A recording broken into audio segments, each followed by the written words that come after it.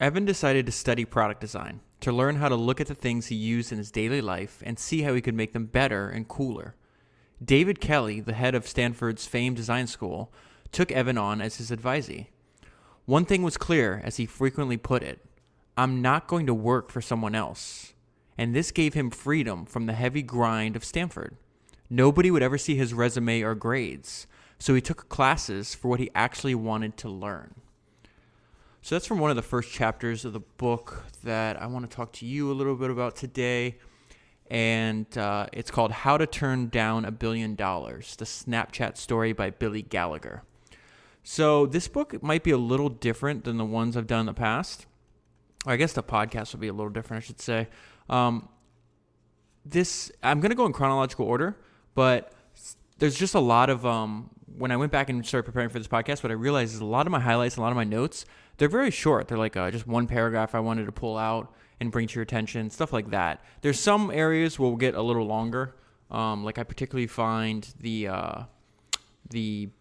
strategic battle between Evan and Mark Zuckerberg interesting, so I'll go into a little bit more detail on that. But I do think it is still going to be worth your time to listen, because there are some interesting ideas here. I just, obviously, as I've said in the past, like, I'm not trying to make a cohesive story. I'm just trying to share ideas and interesting things from the book and hopefully get you excited to read it yourself. So let's, I'm just going to jump right in. Evan's got a lot of interesting ideas that I really resonate with me. So I just want to get right to them. So the background of this little note I left for myself, it says there's more value in being original, and it talks about one of Evan's first startups that he created was this thing called Future Freshman, which was basically a platform for people applying to colleges to obtain information about the schools they wanted to go to, and it didn't work out, but he realized something that he used for Snapchat. So it says, Future Freshman found itself battling for mind share and dollars with well-established companies that had deep pockets and large sales teams. And there were signs all too close to home that the product wasn't connecting with its intended users. Both of my siblings were applying to college at the time, and neither of them used it, Evan later said. So that was a sign that, so this is a dark quote from him continuing. So that was a sign that was probably not the right way to go. Eventually, they pulled the plug on Future Freshman. While the outcome was disappointing, Evan learned a valuable lesson. In order to avoid getting destroyed by better-funded competition, his next idea had to be more original.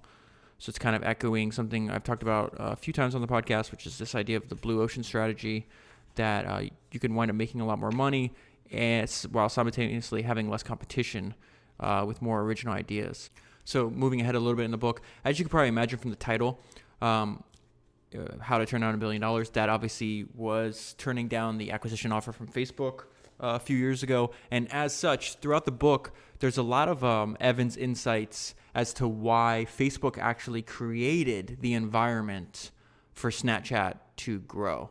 And so I've left several notes for myself, just little different little insights Evan has about Facebook. And so this is when they're kicking the idea about a disappearing photo app. They had an idea, possibly a big one. More than one member of the frat lived in fear that photographs of their debauchery would come back to haunt them once it came time to get serious and have a career. What if people could send each other wild pictures of themselves partying without worrying about future consequences? Jack listened intently, nodding along as Evan spoke in fast, clipped sentences. Evan talked about how weird it was that whoever started the internet and Facebook just decided that everything should stick around forever. And moving ahead, so they build this app, and it's very crude messaging app that just has disappearing photos. It gets the reputation that's just for sexting, and it was probably created somewhat with that in mind at the beginning, but it definitely morphs and changes over time. And so at the time, Snapchat is really, really small, and it's actually called Peekaboo. Okay, so I want to add something into our Critics Don't Know Shit segment, and this is the first time Evan is pitching the app. And he's doing it at Stanford in front of a bunch of entrepreneurial students and venture capitalists. And let's just read what their reactions are. Finally, it was Evan's turn. Showtime. He approached the front of the room like the entrance to a party, strutting confidently to show the crowd what he, Reggie, and Bobby had been working on tirelessly for the past 6 weeks. Confident and comfortable, Evan enthusiastically explained to the other 30 students, 2 professors, and half a dozen venture capitalists that not every photograph is meant to last forever. He passionately argued that people would have fun messaging via pictures. The response? Less than enthusiastic. Why would anyone use this app? This is the dumbest thing ever. One of the venture capitalists suggested that Evan make the photos permanent and work with Best Buy for photos of inventory. The course's teaching assistant, horrified, pulled Evan aside and asked him if he'd built a sexting app. The scene was reminiscent of another Stanford student's class presentation half a century earlier. In 1962, you and longtime listeners of the podcast will remember this from the podcast I did on The Shoe Dog, which is Phil Knight's fantastic book about starting Nike. In 1962, a student at Stanford's Graduate School of Business named Phil Knight presented a final paper to his class titled, "Can Japanese Sports Shoes Do to German Sports Shoes What Japanese Cameras Did to German Cameras?" Knight's classmates were so bored by the thesis that they didn't even ask him a single question. That paper was the driving idea behind a company Knight founded called Nike. The VCs sitting in Evan's classroom that day likely passed up at least $1 billion investment return. But it's very easy to look at brilliant ideas with the benefit of hindsight and see that they were destined to succeed. With the benefit of hindsight, we can see that Facebook developed the conditions that allowed Snapchat to flourish. But it wasn't at all obvious watching Evan's pitch in 2011 that this was a natural rebellion against Facebook, or that it would grow beyond our small Stanford social circle. He's saying I always mispronounce that word. Our small Stanford social circle is because the author of this book went to Stanford I think he was like 2 years younger than Evan was when. So basically they were at Stanford together, and he actually interviewed Evan really early for I think the Stanford newspaper. Just wait. I'm going to skip ahead a little bit again. Again, this is just random thoughts, so this could seem like it's it's not supposed to be a cohesive story. So this is the early design of Snapchat, which I found interesting. While Evan's class hadn't loved the idea of disappearing photos, it was different from what other people were working on, and Evan thought that was important. So there's that idea again. Evan talked Reggie and Bobby, these are his 2 co-founders, through the design choices and constraints he wanted to build into it. Peekaboo would always open directly to a camera so that users could quickly take a photo of whatever they wanted to share with friends. They realized users didn't want their impermanent photos to be screenshotted and saved forever. So this word, impermanent and permanence, is used multiple times throughout the book, and as we'll see later, is the main thesis for Evan's view on using basic technology to more accurately mimic how humans naturally communicate anyways. Okay, so they realized users wouldn't want their impermanent photos to be screenshotted and saved forever. Lacking a way to make it impossible for users to take a screenshot, they came up with a clumsy alternative. Users would have to keep their fingers on the phone to view a photo, making it more difficult to press 2 iPhone buttons and take a screenshot. They also worked out a way to notify a user if the recipient took a screenshot of their photo. Evan, this is also a really interesting idea. Evan studied the 100 most popular apps in the App Store and noticed that none had yellow logos. To make Peekaboo stand out, he put the Ghostface Killer logo on a bright yellow background. Ghostface Chilla, I should say, is in case you didn't know, is the name of the logo, that ghost. So I'm going to move ahead in the book. I'm going to skip over most of the parts about where Reggie, which is one of the co-founders, he's actually the one that came up with the idea of at Stanford to send disappearing photos. And he wanted to do it obviously for like sexting reasons, or just not to get in trouble like in the future if he's just partying in college. So I'm skipping over most of that though, because I think the most interesting part of this book is the ideas and influences that kind of we can see why Evan makes some of the decisions he makes when guiding Snapchat to this day. But the book does go into quite detail if you're interested in that. It has been reported elsewhere though, so for the purpose of this podcast, I'm going to skip over that. This is an interesting anecdote about Steve Jobs and Edwin Land. I did a podcast a long time ago. I don't think I published it anymore on Edwin Land, which is he was Steve Jobs' hero and the founder of Polaroid and the inventor of like instant photography, and one of the most prolific inventors in history. I think he's got like 500 something patents. There's a few different books I read on Edwin Land, none of which I think, like, there's a lot of good ideas in there, but they're the kind of books that are like, let's say 400 pages and maybe like 50 pages of good stuff. So even though I'm interested in Edwin Land and his ideas, I haven't found a book that was that I'd actually recommend to read unless you're really like nerding out on him. So that's why he hasn't really appeared on the podcast, even though he is a very interesting thinker. So I want to talk a little bit about this. So Evan wanted to build Snapchat as an art and technology company modeled after two of his heroes, Edwin Land and Steve Jobs. Jobs had also considered Land a personal hero and someone he modeled his career after. This is the interesting part. In the 1980s, then Apple CEO John Sculley and Steve Jobs went to see Dr. Land at his lab on the Charles River in Cambridge, Massachusetts. In a 2010 interview, Sculley recalled the visit. Now I'm just going to read directly from the interview. Dr. Land and Steve were both looking at the center of the table the whole time they were talking. Dr. Land was saying, "I could see what the Polaroid camera should be. It was just as real to me as if it was sitting in front of me before I'd ever built one." And Steve said, "Yeah, that's exactly the way I saw the Macintosh." He said if I asked someone who had only used a personal calculator what a Macintosh should be like, they couldn't have told me. There was no way to do consumer research on it. I had to go and create it and then show it to people and say, "Now what do you think?"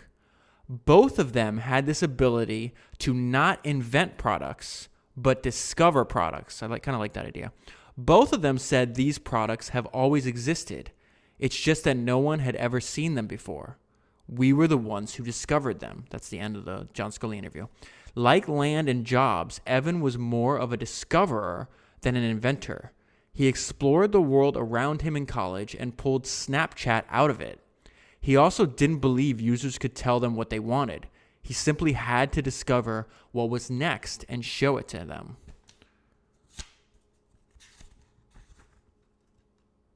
So this is an interesting part. This is how some of the techniques that Snapchat, that Evan and Bobby used to get some of the earliest users of the app. Evan and Bobby knew Snapchat had value because everyone who used the app used it all the time.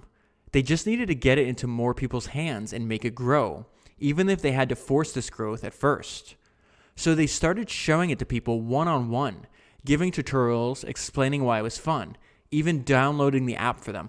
What's interesting to me is my brother-in-law a few years ago actually did this exact same thing when he's like, "Hey, you should really be using Snapchat."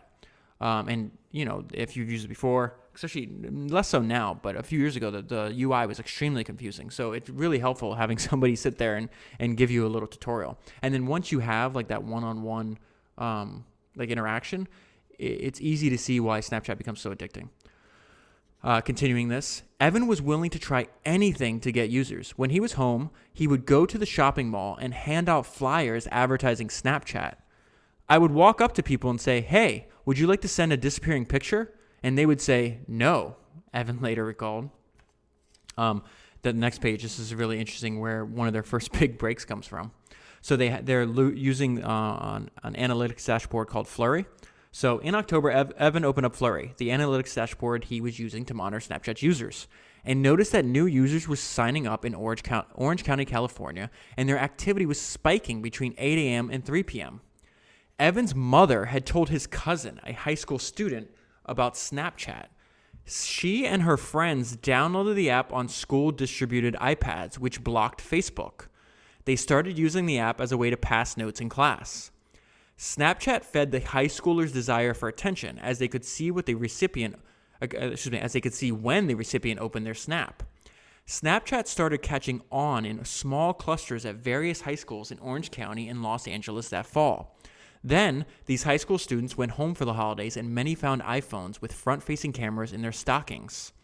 Teenagers began taking selfies using the front-facing camera and sending them to each other via Snapchat, having entire conversations through images of their faces. From December to January, Snapchat's user base grew by a factor of 10, growing from just over 2,000 daily active users to over 20,000. Snapchat broke out from a note-passing gimmick to a full-fledged communication tool, replacing texting for many teens.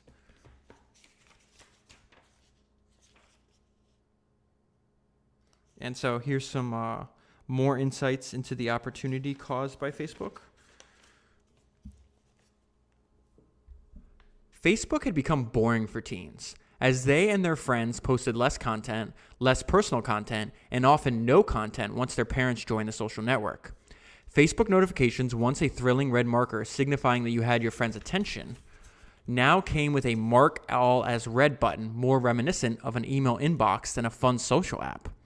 Because people rarely deleted old posts and photos from Facebook and other less popular social networks, their profiles became dusty collections of the mementos they had posted over the years. That's a huge problem, and one of the reasons why I deleted Facebook a few years ago. This wasn't as big of a problem for people who signed up after a certain point in their life. When they arrived to the Facebook party, they came as their mostly formed selves. This is really important too, actually. Snapchat did not resonate much with this older crowd, but for college and high school students, they had signed up for social networks at a time in their lives of enormous change and growth. So these profiles came to represent weird versions of themselves that they no longer wanted to be associated with. Like outgrown sneakers or clothes that had gone out of style, these profiles needed to be tossed out and replaced with something fresh and new.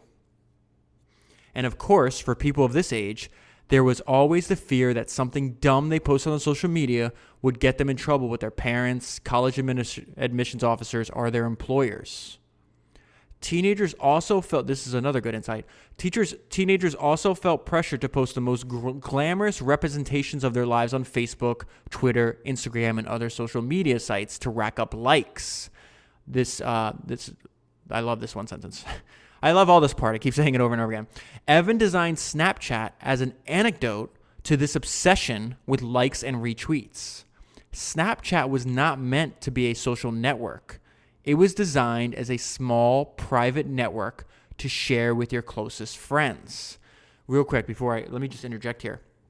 I'm recording this podcast early 2018. Recently, Snapchat just went through a major redesign that's got heavily criticized because it separated your friends that you actually Snapchat with, and then people you follow on Snapchat to watch your stories, like celebrities and people like that, into two separate parts. And people are really mad about this. And Evan keeps saying, like, these people are not your friends. That's why they're over there. You may feel like they're your friends, but they're not. And it kind of makes sense because this book was published before the update. When it goes back and it's like he explicitly designed Snapchat as an antidote to the modern incarnation of the social network. They continue this thought here. Snapchat had no likes, no permanence, no social anxiety. You could just send whatever you thought was funny or cool or interesting, even if that was an otherwise unflattering image of yourself. Evan and Bobby carefully set up Snapchat to maintain and promote this intimacy. While most other apps at the time let you find and add your friends via Facebook login or by uploading your email contacts, Snapchat only let you add people if you had their phone number or if you knew their Snapchat username. Because of this, most people had a smaller group of closer friends on Snapchat than on other social networks. They managed to make Snapchat feel like a small, cool club to belong to. It was a welcome escape from the Facebook empire. In the early days, if you sent a Snapchat to the team Snapchat account, Evan or Bobby would occasionally reply with a selfie. Additionally, they didn't let users upload photos from the camera roll. That obviously has changed now. Any photos sent via Snapchat had to be taken in the app and immediately shared, giving it an unparalleled sense of real-time interaction. When you received a Snapchat for 10 seconds, you were transported to where your friend was at that exact moment. Let's move ahead a little bit. Here's a interesting thought, really quick, just one sentence. The difference between Instagram and Snapchat, according to Evan. Evan launched into his pitch, explaining to Lou that he wanted to be the camera for the world. If Instagram is the prettiest 1% of photographs, Snapchat would happily host the rest of the 99%.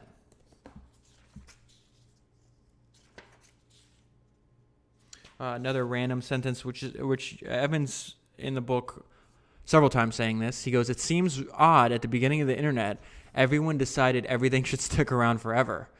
He said, "I think our application makes communication a lot more human and natural."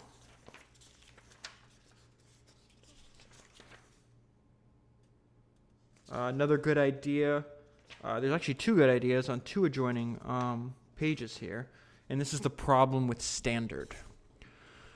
When Jeremy, Lou, and Lightspeed had invested just a few weeks prior, Lou had included terms giving Lightspeed the right of first refusal to invest in Snapchat's next round of funding, as well as rights to take 50% of the next round. Essentially, Lightspeed controlled Snapchat's next round of funding and made Snapchat unattractive to other investors who would want to take a larger stake in the Series A round. Evan was furious. He felt betrayed and taken advantage of. Lou had told him these terms were standard. Evan would warn other students about this betrayal for years to come, as he did in a keynote address at a Stanford Women in Business conference in 2013. Now, there's a direct quote from Evan. "One of my biggest mistakes as an entrepreneur involved a term sheet. This particular term sheet was our first, and when we talked to the venture capitalists and we talked to our lawyers, they took refuge in the notion of standard. When I asked a question because I didn't understand something, I was reassured that the term was standard and therefore agreeable. I forgot that the idea of standard is a construct. It simply does not exist. So rather than attempt to further understand the document, I accepted it. It wasn't until a bit later, when the company had grown and we needed more capital, that I had realized I had made a very expensive mistake." End quote. He also warned in a 2015 talk at the University of Southern California, "If you hear the word standard terms, then figure out actually what the terms are, because they are probably not standard and the person explaining them to you probably doesn't know how they work."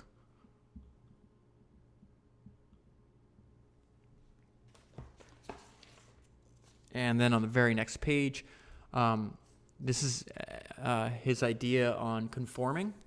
And he drops out of Stanford like really close to graduating. I think he was like, let's say maybe 5 classes or less. And he just decided, you know what, I'm just going to go all in on the Snapchat. But he still decides to walk as if he was getting his degree. And so here's some ideas some thoughts on this. While Evan wasn't graduating, he chose to walk for the ceremony and receive a blank diploma rather than skip the celebration where all his friends were. After all, he was never really there for the grades anyway. It was a strange final act of conformity for Evan before fully departing Stanford and returning south to Los Angeles to build Snapchat. 3 years later, Evan delivered a commencement address at USC's Marshall School of Business, reflecting on how he later regretted walking. It's a direct quote from him. "It only recently occurred to me, while preparing this address, how totally absurd this whole charade was. It reminded me that oftentimes we do all sorts of silly things to avoid appearing different. Conforming happens so naturally that we can forget how powerful it is. We want to be accepted by our peers. We want to be part of the group. It is in our biology. But the things that make us human are those times we listen to the whispers of our soul and allow ourselves to be pulled in another direction." Okay, so jumping a little bit ahead in the book, this is where Snapchat was when it was just a year old, and how it morphs into a replacement for texting, and then some more insights into Evan's personality. It had only been a year since Peekaboo launched in the App Store. When Facebook was 1 year old, there was no newsfeed, no tagging, and no like button. Likewise, there was much ahead on Snapchat's product roadmap. More than 10,000 people, primarily teenagers and 20-somethings, were downloading and joining Snapchat every day that summer. Snapchat grew by a factor of 10, from 100,000 daily active users to 1 million in just 6 months. While the front-facing camera on smartphones helped Snapchat gain early traction, smartphones' address books may have done even more to drive viral growth. Before smartphones were ubiquitous, Facebook and others had to work extremely hard to build a social graph on the web. But with smartphones, people had a computer in their pockets with a complete social graph, their address book. This allowed Snapchat, Instagram, WhatsApp, and others to quickly build enormously valuable services. Snapchat's existing users were also sharing more and more photos. This put a heavy strain on Snapchat's infrastructure, as they had to deliver millions of photographs in real time. Because users saw Snapchat as a texting replacement, they expected messages to be sent and received within seconds. So on the next page, continuing this line, the author is talking about the time that he is interviewing Evan for a piece. At the time, that the author's a reporter for TechCrunch. This is 2012. It talks a little bit about some thoughts on Snapchat and what they're doing. I'm going to skip over that because I'm going to go to the part that was most interesting to me. And it said, but most interesting were his comments when I brought up the possibility of selling the company. Quote, "There's no way I'm going to work for anybody else," Evan said. "I don't think you're going to see us selling anytime soon." Evan wasn't interested in a quick payday or a steady job at a big tech company. And Mark Zuckerberg would soon give him good reason to rule out working at Facebook. But most of all, Evan wanted to be a founder and a CEO, the captain of his own company that he could grow to be the next Apple. There were plenty of questions surrounding Snapchat. Is this really a full-fledged company, or just a feature that Facebook, Apple, Google, or someone else can copy? Isn't every other company in the Valley moving toward collecting more data, not zero data? Okay, so Snapchat has a bunch of traction. A lot of people are using it. Let's skip ahead. This part's one of the longer sections. It's Mark Zuckerberg's first move on Snapchat. On November 28th, Mark Zuckerberg, having purchased Instagram just 8 months prior, emailed Evan, saying he was interested in Snapchat and what they had built and would love to have them over to Facebook's campus. Evan responded coolly. He wasn't sure when he would be next in the Bay Area, delivering the not-so-subtle message that he wasn't going to plan a special trip just to see the Facebook billionaire. Zuckerberg noted that he would be in Los Angeles soon, and they could meet then. Days later, Evan and Bobby traveled to a private apartment in Los Angeles to meet Zuckerberg in secret. Zuckerberg had obfuscated the purpose of the trip, saying he was going to meet architect Frank Gehry to discuss Facebook's new headquarters. Zuckerberg asked probing questions about Snapchat and their vision for the product and company. He then wondered aloud what Snapchat might look like as a Facebook-owned company, with Evan and Bobby still at the helm, able to take advantage of the social giant's resources and funding to grow more quickly, as Instagram had. And indeed, Zuckerberg had an impressive story to tell. Following his acquisition, Instagram's daily active users grew almost 1,200% in just 6 months. Perhaps Facebook would be interested in acquiring Snapchat for $60 million, instantly making Spiegel and Murphy millionaires in their early 20s. Evan explained that they weren't interested in selling the company. In response, Zuckerberg showed them something new that his team had been working on. Poke, a new Facebook app, would be released in a few days. What was it? A messaging app for disappearing photos and videos. The message was clear. Join us or we will crush you. Skipping ahead. So that was in November, right? On December 21st, Evan received a one-sentence email from Zuckerberg. I hope you enjoy Poke. Evan had deactivated his Facebook account, so he couldn't even access the app. In a panic, he called Bobby, who downloaded Poke and made an account. It was an exact replica of Snapchat, an unabashed copy. Poke even stole Snapchat's user interface for recording video. And in addition to sending disappearing photos and videos, users could send disappearing text messages and even just poke each other to get their attention, like the earliest days of Facebook when it was fun and weird. But there was nothing fun about Poke. This was a show of might from Zuckerberg and his team up north. Veteran Facebook director of product Blake Ross led a small team in developing Poke in just 12 days. Zuckerberg, who invented poking years prior, even wrote some of the code for Poke, even though he rarely programmed at Facebook anymore. If users dragged their message list all the way up in the Poke app, the text, "I'll find something to put here," appeared, which is the same text Zuckerberg left at the bottom of Facebook.com in its earliest days. And finally, the notification that said Poke to users when they received a message, it was a recording of Zuckerberg saying the word Poke. Here's a quote from Mark on this. "If you're trying to help convince people that they want to join you, helping them understand all the pain they would have to go through is a valuable tactic," Mark Zuckerberg later said when asked about Facebook's acquisition strategy. Now he intended to show Evan and Snapchat the pain they would have to suffer to compete with Facebook. On the day it was launched, Poke shot up to the top spot in the iOS App Store, pushing Snapchat down to 9th. But just a week later, Poke had dropped to 34th, while Snapchat rose back to 3rd. Now here's a quote from a tech blogger and venture capitalist. And it says, "How is it that Facebook, which has some of the smartest folks in the room, can't really invent any new single online behavior that would keep people addicted to Facebook? Why does it have to look at others to come up with new user behaviors and new features? For instance, check-ins came from Foursquare, while the short status updates were a direct response to Twitter. Facebook Answers was nothing but a variation on Quora's offering. Poke is yet another example." End quote. Why did Poke fail?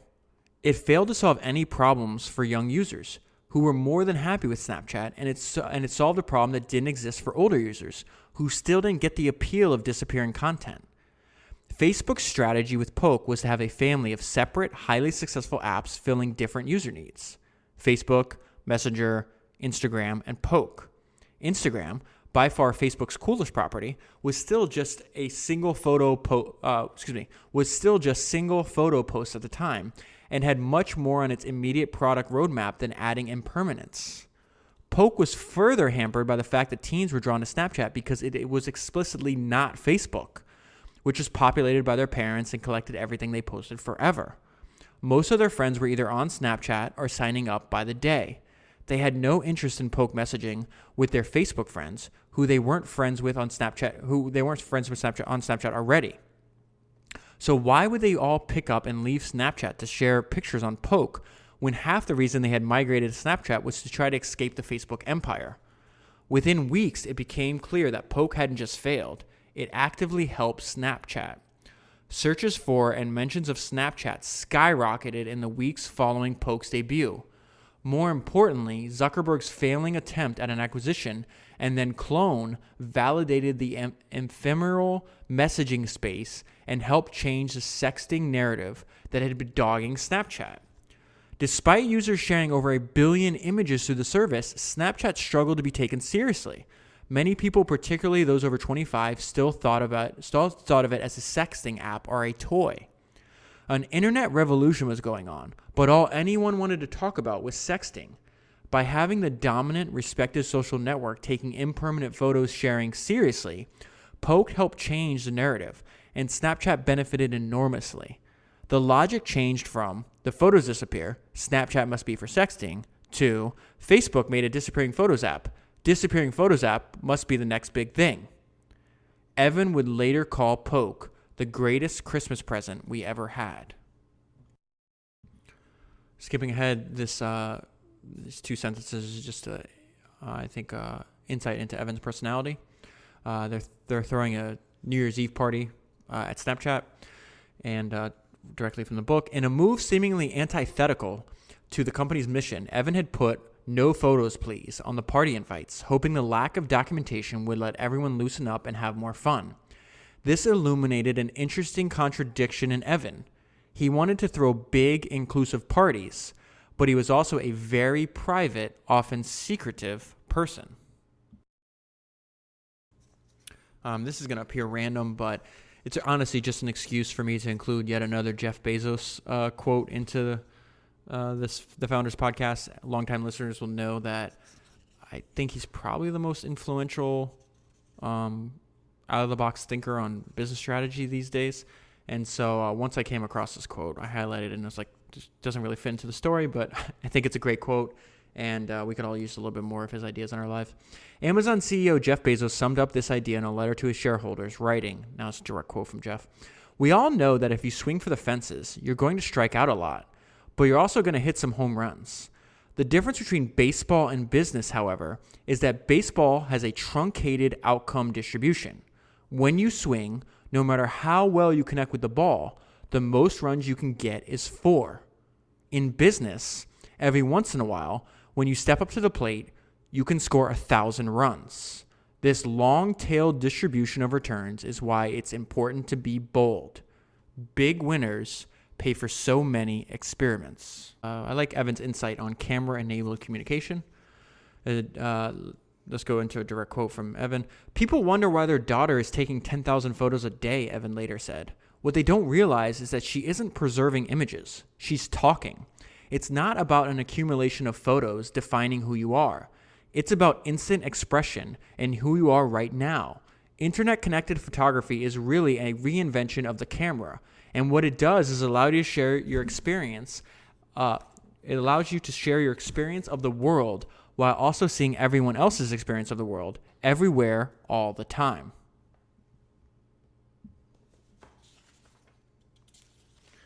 Skipping ahead a few pages, there's this idea that I don't know if I've heard described this way, but I am definitely familiar with the feeling.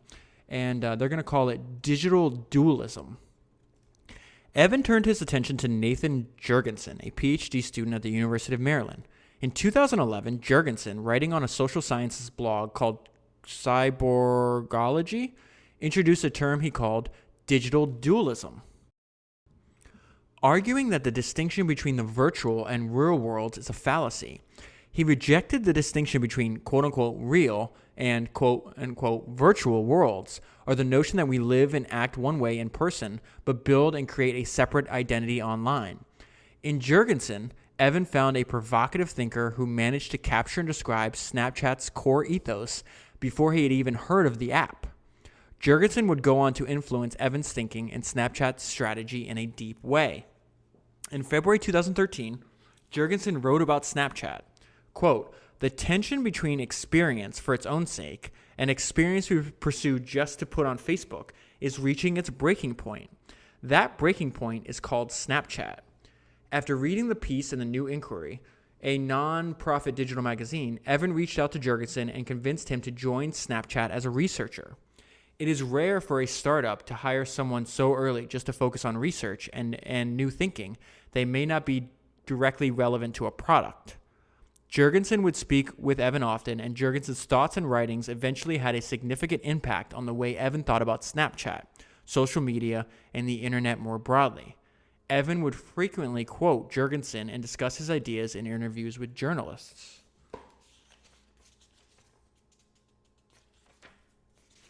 So one of my favorite products Snapchat ever made was stories. And this goes back to September 2013. And I was actually surprised. Well, let me just read it and you'll see. It was stories to a certain point was born as an anecdote to group messaging. Whenever anyone at Snapchat asked users what additional features they wanted, the response was universal. From Oslo to Santa Monica, users wanted group messaging.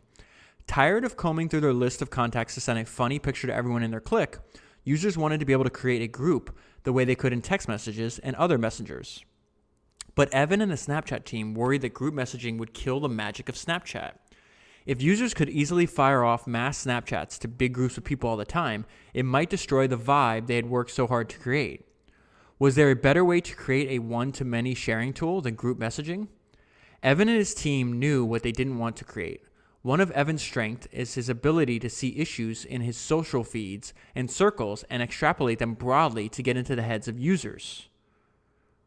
Let me just read that sentence again. Evan and his team knew what they didn't want to create. Okay. When users first signed up for Facebook, it was amazing. All their friends were on it and they could post funny things and goofy pictures. But all these posts built over time and started becoming representations of people, their so-called personal brand. It turns out It was a lot of work to curate a personal brand that spanned many years and was cool to your peers and acceptable to your parents and work colleagues, not to mention future friends and colleagues who might want a different you. At some point, were you supposed to go back and unlike Sean Paul? Or would your friends understand that 10 years ago the song Temperature was just that good? What about 17 new phone need number groups? Is there a button for deleting every photo of you before 2011? Why did you think that haircut was a good idea? And so users started posting less frequently and started sharing news articles instead of silly pictures. That's the bane of Facebook.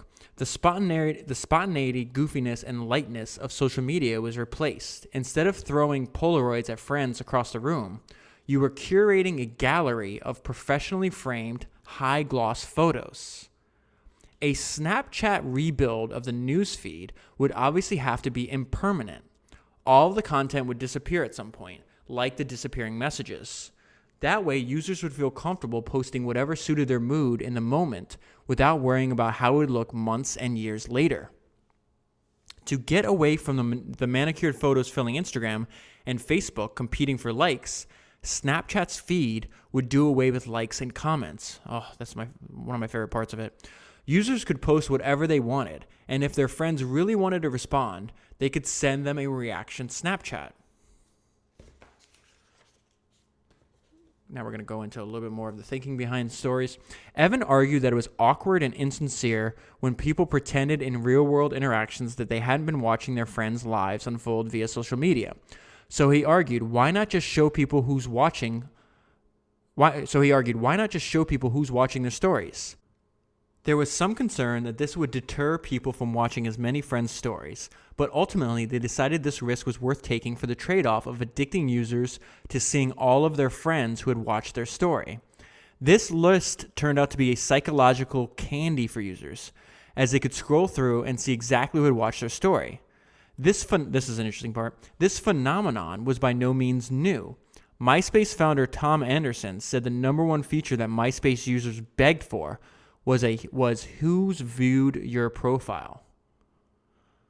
Snapchat, continuing in the next paragraph down, Snapchat may not look much like Facebook, but with stories, the company is taking its first steps towards competing with Facebook's most important product, the news feed. Behind stories is a deep understanding, or perhaps loathing, of the way social apps works today. Spiegel claims to have no special knowledge of the way we work as social organisms aside from what he learned as a college student, but has thus far proven himself and his colleagues to be surprisingly thoughtful about our hidden social behaviors and desires. The brilliance of stories was everything that wasn't in it. No permanence, no fancy editing, no likes, no follower counts, no comments. Users could just post whatever they wanted. So now we're towards the end. We're going into 2014. Snapchat throws another New Year's Eve party. I just found this sentence to be interesting when you compare and contrast it to the one I just mentioned a few minutes ago.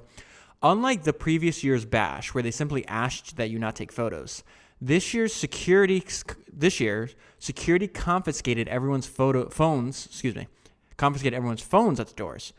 Evan's desire for privacy had risen right alongside Snapchat's heightened profile.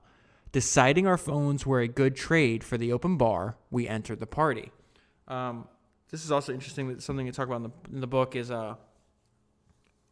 Evan has no public social media profiles. He doesn't have Facebook.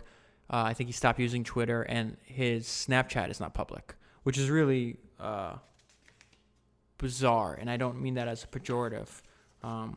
Just that, that's like Jack Dorsey having a private Twitter account.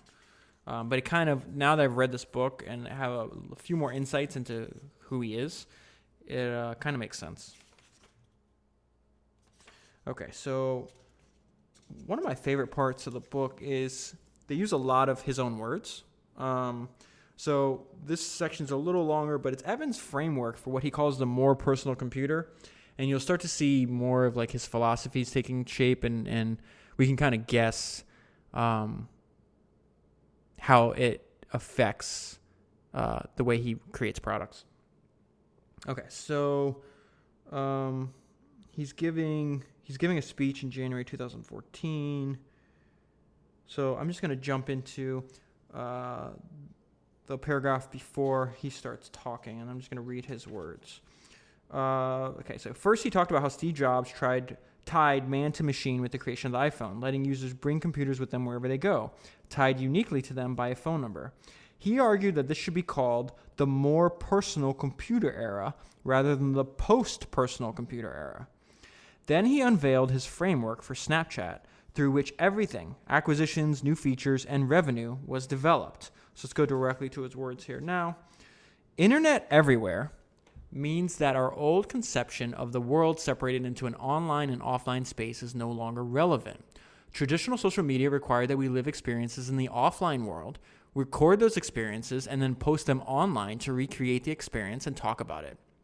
For example, I go on vacation, take a bunch of pictures, come back home, pick the good ones, post them online, and talk about them with my friends. This traditional social media view of identity is actually quite radical. You are the sum of your published experience, otherwise known as pics or it didn't happen. Or in the case of Instagram, beautiful pics or it didn't happen, and you're not cool. This notion of a profile made a lot of sense in the binary experience of online and offline. It was designed to recreate who I am online so that people could interact with me even if I wasn't logged in on that particular moment. Snapchat relies on internet everywhere to provide a totally different experience. Snapchat says that we are not the sum of everything we have said or have done or experienced or published.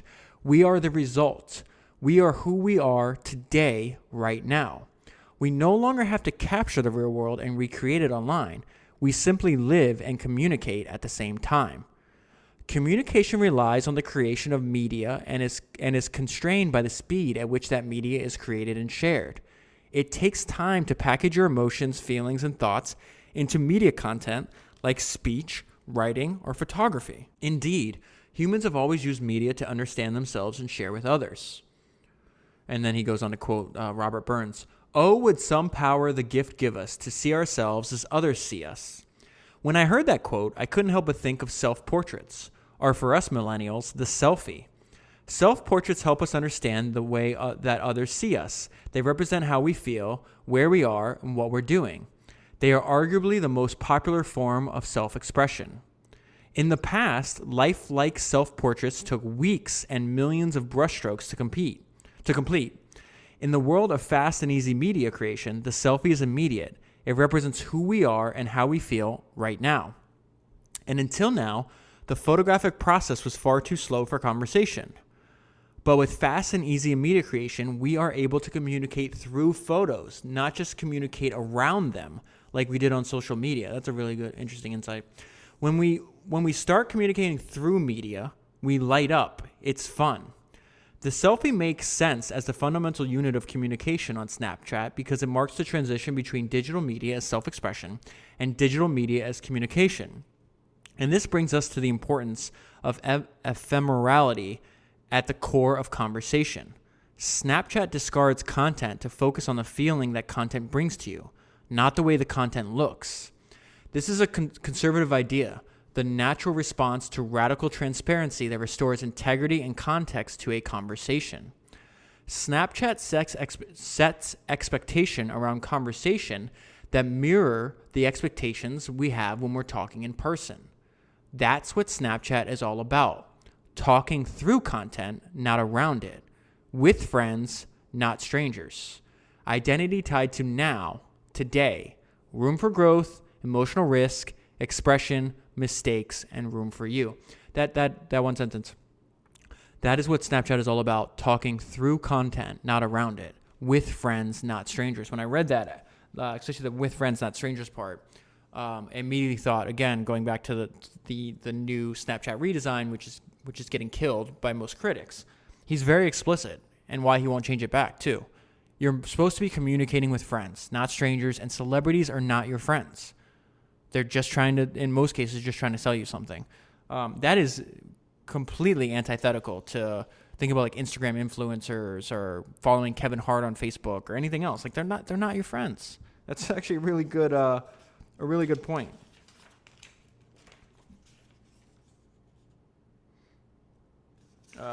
Another just random sentence. Again, with this whole theme of secrecy with Evan and his companies pops up throughout this book.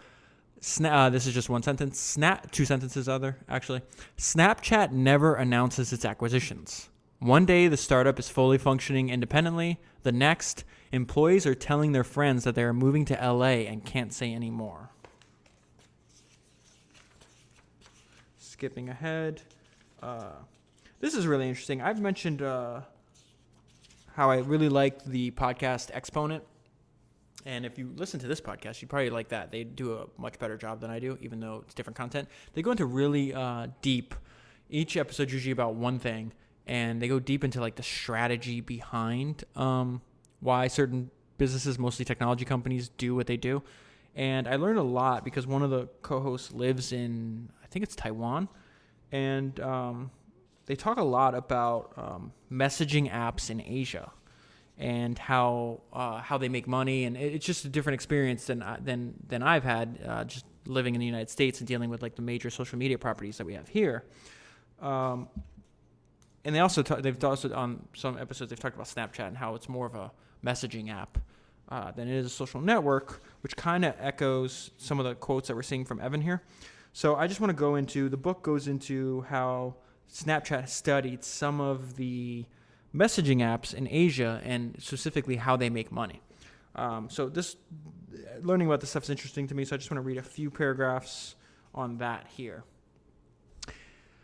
In 2012, Evan and Bobby had experimented with various ways to make users pay for add-ons and extra features in Snapchat. After going back and forth on the trade-offs between focusing on growth and making money, they ultimately decided to focus on growth above all else. Evan continued to discuss plans to generate revenue as Snapchat turned down Facebook's $3 billion acquisition offer. But once again, he decided to focus Snapchat's precious resource on product development, building out stories, live, and geo-filters. Those are the three products they're working on at the time. By 2014, though, Snapchat was burning over $100 million a year, and Evan pushed harder to start monetizing the product. Developing Snapchat into an actual business would put the company on a path towards an initial public offering, a major milestone on the way to achieving Evan's dream of becoming the most important tech company in the world. Revenue would let Snapchat invest more in future product development, but a bad revenue scheme would piss off users and could hurt both growth and engagement, so they had to be careful. Evan and Bobby, with their board members Mitch Lasky and Michael Linton, first looked to Asian messaging companies like Line and the Tencent-owned WeChat, which make money from sponsored messaging and in-app purchases for virtual goods like stickers and games. WeChat lets users subscribe to brands that message them. Line lets users buy virtual stickers, little cartoon drawings depicting mini scenes and emotions to share with friends. In August 2014, Mitch Lasky sent Michael Linton a note quoting a hedge fund manager about Asian messaging companies as the two Snapchat board members debated possible monetization strategies for Snapchat. Here's a little excerpt from that email. It's using online to access goods and services offline. A good example in the US would be something like Uber. But in Asia, it's way, way broader. In China, people use WeChat to buy stuff like clothes, order food, book travel, pay for taxis, you name it. My partner calls it the mobile phone as a remote control for your life. It's an order of magnitude bigger opportunity than advertising, and part of the reason I was so excited about Snapchat's payment experiments. They could be in a unique position to own time-sensitive, ephemeral offers, unsold inventory that expires, like tickets to a concert. That's the end of the email.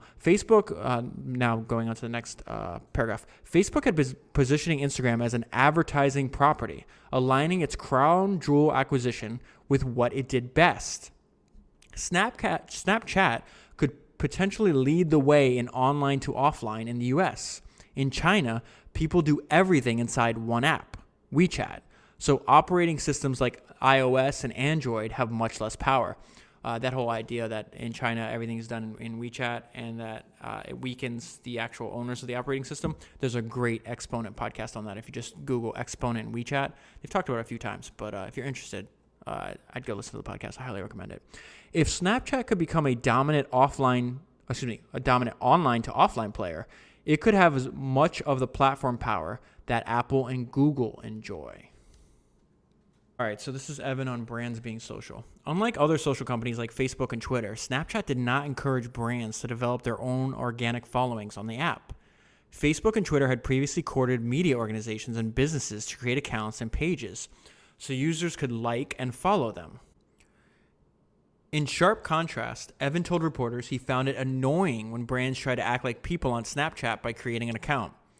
Snapchat only wanted brands on the app if they were paying for ads. Snapchat didn't ban brands from creating their own organic accounts, but they did nothing to help them grow an organic free following.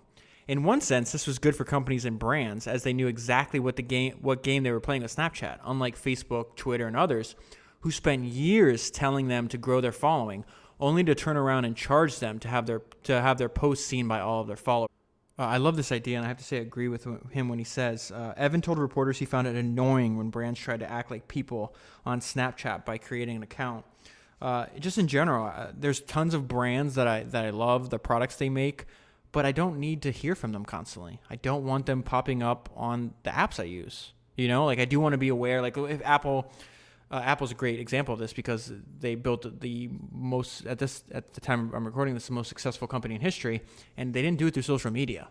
But even if it was, like, I wouldn't follow them on Instagram or any other platform. Like, I don't need to hear from them all the time. When they release a new product, I'll look at it and see if I want to buy it, and I'll buy it. But why would I have this like low level, like constant form of communication with brands? I don't understand. It's bizarre to me when you see like people would like certain brands on Facebook and then constantly get bombarded with communication from them. I just want to buy the products or use the services and then, get on with living my life. Skipping ahead though, it is interesting how at times throughout the book you're reading this and you realize that they are they have a philosophy which I respect and actually like, but to some extent, they're shooting themselves in the foot because they are, at this time, primarily an advertising-based business, and yet they want you just communicating with close friends. So this paragraph stuck out to me. It's very hard to find people to follow on Snapchat. Facebook, Twitter, and Instagram are happy to serve up suggestions on which friends and friends of friends and even celebrities and parody accounts you should follow based on who you already follow. After all, and here's the paradox. After all, the more people you follow and friend, the more potential content there is for you to see, and the more advertisements you can potentially see. But Evan is focused on keeping Snapchat as the antithesis of Facebook and Twitter. Aside from a few celebrities that you love so much you look up their handle, Snapchat is designed to be a place to hang out with your real friends rather than your thousands of online friends or followers. So what I got from that is, well, yeah, it's good that it's a place to hang out and communicate with your real friends, which I really like, but you're foreclosing all the other content out there from people that are not your friends that keep people engaged, and you can show them more advertising. Now, I don't want to be more engaged in social apps. I want to be less engaged. I really like Tristan Harris's idea of time well spent, making sure that we're using these as like things that benefit our lives, not just get us programmed into it so we can see more ads. So I don't know. I guess I'm rooting for this philosophy to win out, but so far, if you look at the financial performance, I mean, Facebook is obviously winning at this. Hopefully, Snapchat figures it out, but because I do want to see that succeed, but I'm not entirely sure how that's going to play out. That's why I think reading this book was so interesting to me. Just because I really do personally agree with a lot of his philosophies, and I do think our current environment is broken. Yet, how do you unseat a vicious and powerful competitor like Facebook? I'm not entirely sure. Okay, and there's so much of this book that I'm going to have to leave out, but I want to end here. This is Evan's philosophy on privacy and secrecy. Goes back into this whole theme that we've touched on a lot about we're not brands. And just communication, the world of communication in an internet everywhere environment like the one that we currently live in. So this is from a keynote in April 2014. And it says it reveals his philosophy on the distinction between privacy and secrecy. Okay, so this is now, we're just going to end on his direct words. Unfortunately, privacy is too often articulated as secrecy.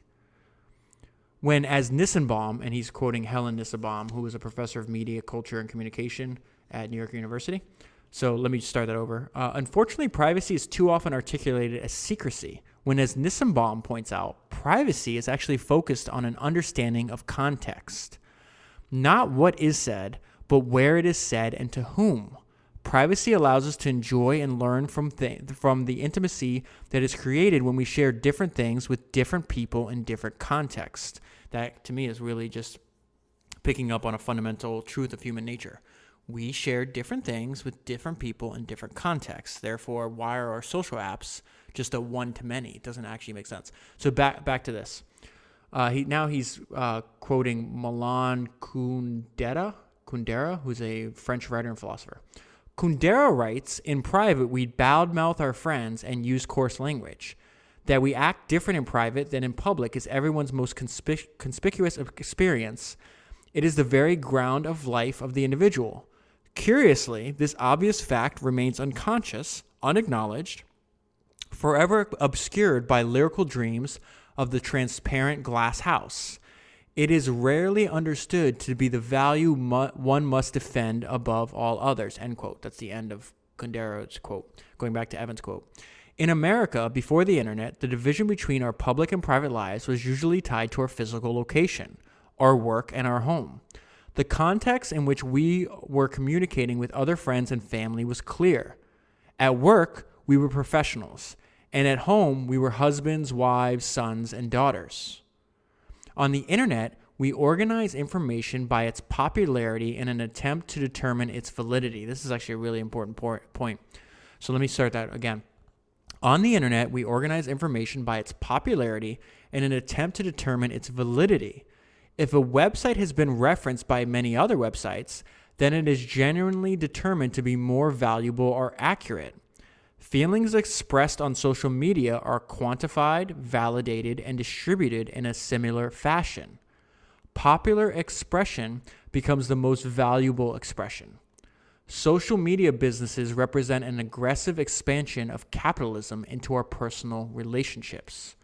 Let me read that sentence again. Social media businesses represent an aggressive expansion of capitalism into our personal relationships. We are asked to perform for our friends, to create things they like, to work on a personal brand. And brands teach us that authenticity is the result of consistency. We must honor our true self, quote unquote, and represent the same self to all of our friends or risk being discredited. But humanity cannot be true or false. We are full of contradictions and we change. That is the joy of human life. We are not brands. It is simply not in our nature. That is a fantastic paragraph. But humanity cannot be true or false. We are full of contradictions and we change. That is the joy of human life. We are not brands. It is simply not in our nature.